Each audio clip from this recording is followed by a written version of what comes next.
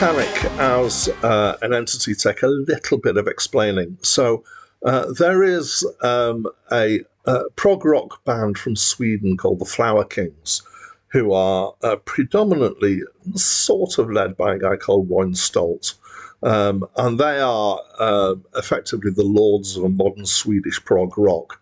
But most of the members, and they've had quite a bit of turnover of members, most of the members have their own side projects, and often with the same people or variations or different combinations. It's all a big kind of melting pot, really. Karmakanic is the project that is run by the bassist, who's Jonas Reingold. Several of the people who are involved in the project are other members of Flower Kings, but there are other people involved as well. And again, there's been some coming and going of members. To be honest, it's all a big melting pot of people and music. And they have created 5 albums so far. Hi, my name's Dan.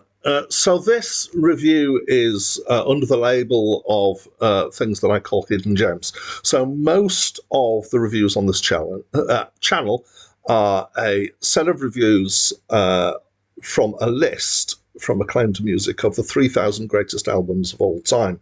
At this point in time, I'm approaching the 500 mark, and I wouldn't say I'm accelerating, but I'm not letting off the pedal, so we're getting on quite quickly. We're just over a year old. But occasionally I have a distraction and throw something in that I particularly have liked from the past, which is the case with this. I do some requests as well. If you want to request a review, you can do so by putting a comment on any of the videos on my channel. So this is Hidden Gems, which are things that I think most people will not have come across, but I think are good albums. So this was the 5th and is, I believe, the most recent album by Karmakanic. And I would definitely describe it as modern prog. It has all the tropes here, including little bits that are kind of verging on the heavy metal. There's long evolving songs with very varied feels of stuff going through. There are at times complex time signatures and harmonies. There are times where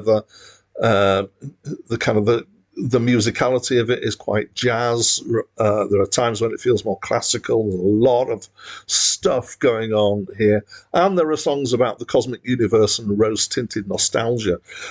In some ways, I do really like this kind of music, but I have a mild complaint, which is that the prog scene now is very unprogressive in that it's not moving forwards, it's not trying new things particularly. It's kind of is regressive almost in some ways, because it's harking back to some of the stuff that's been done, particularly the early to mid 70s. Having said that, this scene, the kind of Swedish prog scene, has kind of developed its own sort of sound. And this one definitely fits in with that sound. There's a lot of albums in this kind of area of these bands and these musicians. I encountered this one. Well, I did I started doing a thing where I started following the different things that the guitarist Roy Stolt had been involved in, and then branching out from that, kind of, people he'd been involved with, what were they involved in, kind of doing a kind of 6 degrees of Kevin Bacon kind of thing. In my opinion, this album was one of the best that I came across in that exploration. That was about 8 years or so ago.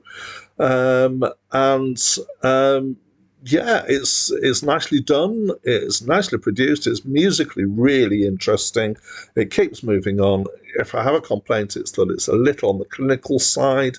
I guess that is a complaint against prog rock as in general often.